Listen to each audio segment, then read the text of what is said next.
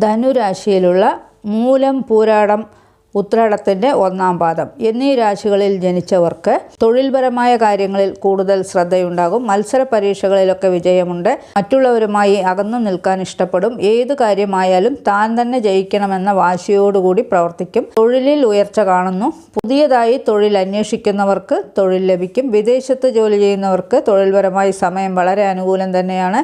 ുള്ളവർക്കാണെങ്കിൽ സ്ഥാനക്കയറ്റവും ശമ്പള വർധനവും പേരും പ്രശസ്തിയൊക്കെ ലഭിക്കും. എപ്പോഴും ധനപരമായ കാര്യങ്ങളെക്കുറിച്ച് ചിന്തിക്കും. ആത്മീയപരമായ കാര്യങ്ങളിലൊക്കെ താല്പര്യം കുറയും. പ്രയത്നത്താൽ കുടുംബത്തിൽ ഉയർച്ചയുണ്ടാകും. സഹോദരങ്ങളുമായിട്ടൊക്കെ നല്ല ബന്ധം സ്ഥാപിക്കും.